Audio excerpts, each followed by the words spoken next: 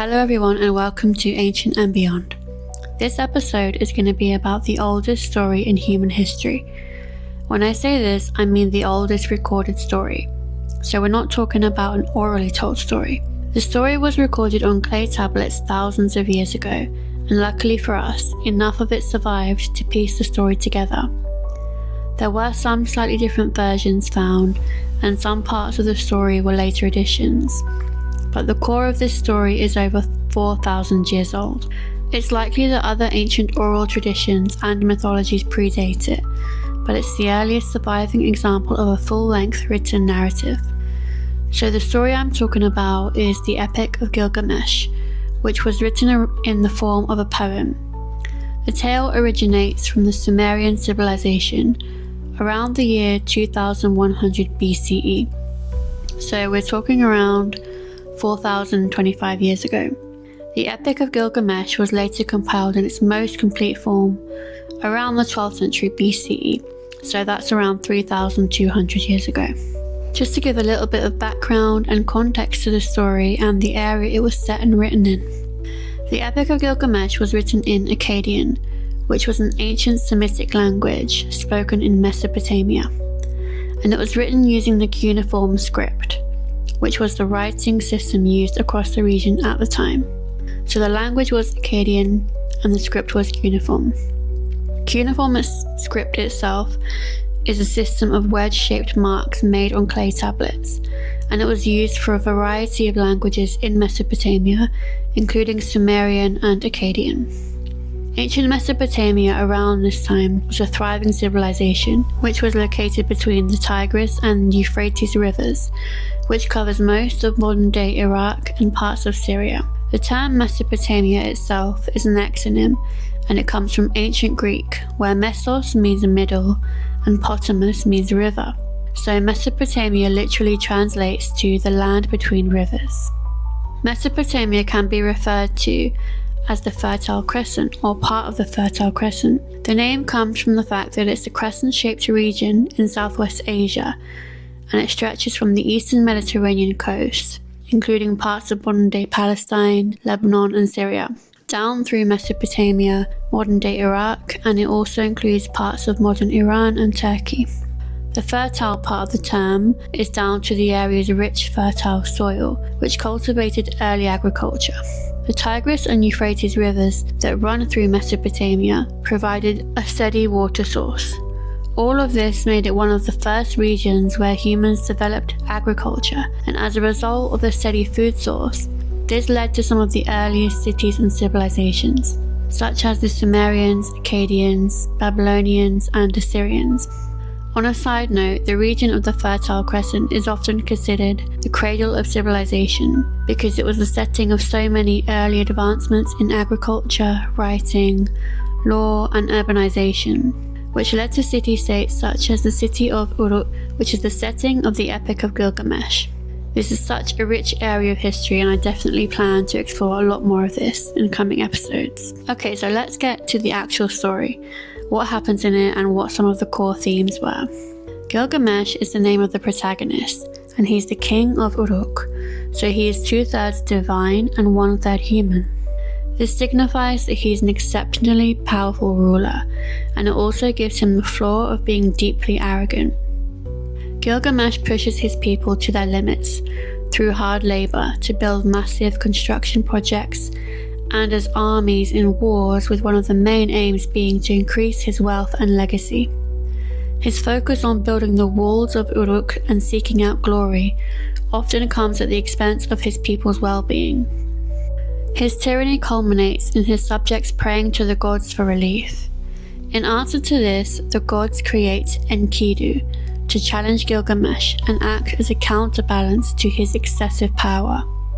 Enkidu is referred to as a wild man, and he lives in the wilderness, roaming with animals.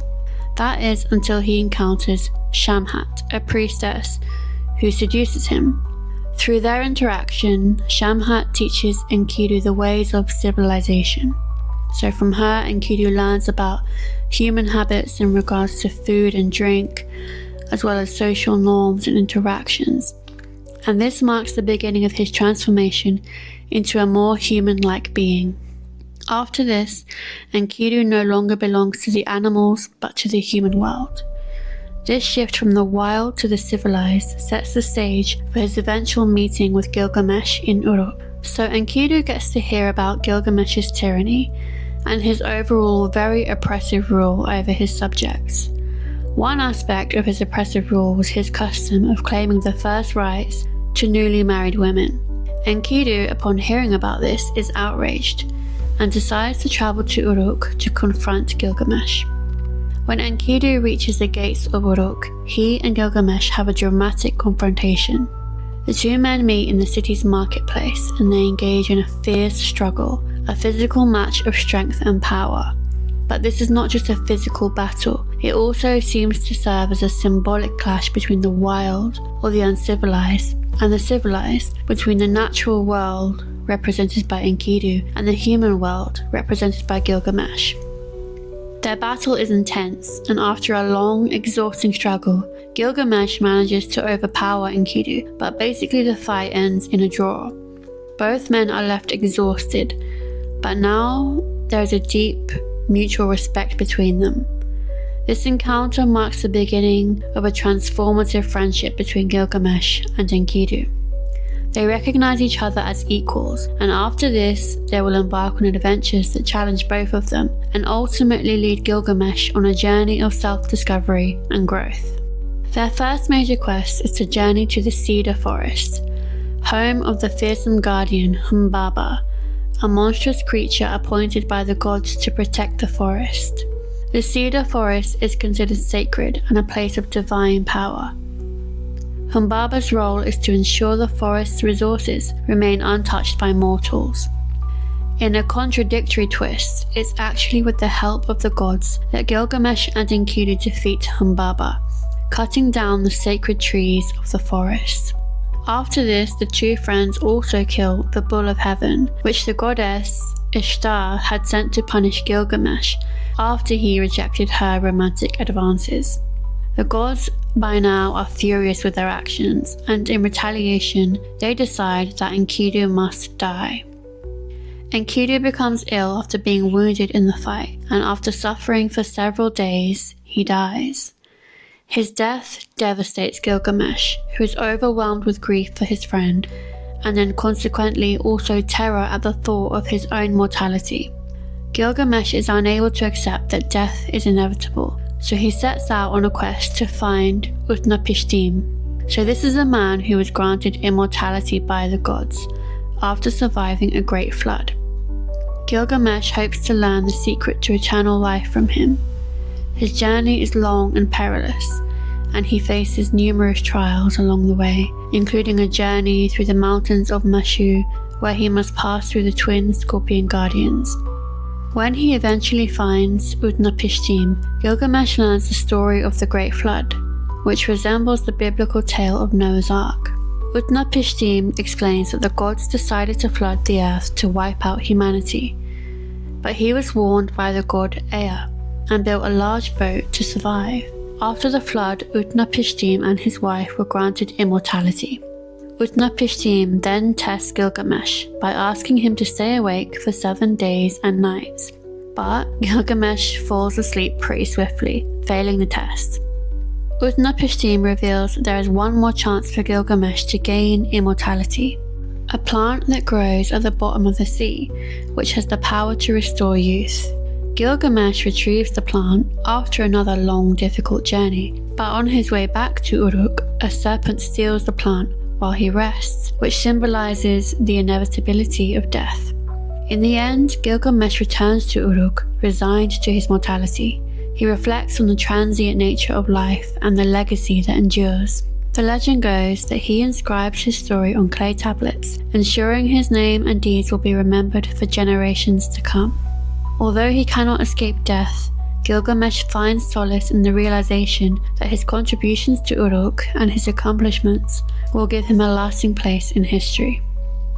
Gilgamesh is generally considered to be a semi-historical or legendary figure, rather than a strictly historical person. Based on inscriptions from the early 2nd millennium BCE, he appears to have been a real king who ruled Uruk around 2700 BCE. What I find so interesting about this story is the themes and questions it poses, considering that it's over 4,000 years old in written form, possibly older as an orally told story. We have Enkidu, the wild man, tamed to become civilized, more human-like, which focuses on what it means to be human, or what differentiates us from animal kind. Social norms, the way we eat and drink, and maybe most importantly, forming relationships or bonds with other people. Then we have Gilgamesh's grief over losing his friend, which is a core part of the story. There is no brushing over the death. Gilgamesh is absolutely heartbroken, and this is something perhaps when we think of ancient history, we don't always get the emotional aspect of it. And it just shows how grief, the pain we feel when we lose someone after forming these bonds, is a core part of being human as well. Another major theme following this was Gilgamesh's fear of his own mortality, the fear of dying, and from this, his quest for immortality.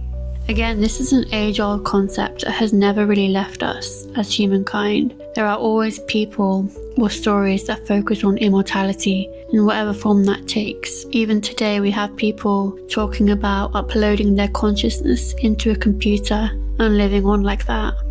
This story also examines what it means to be an oppressive ruler and what it means to be a good one, a good king worthy of a legacy, which ultimately is what this story became.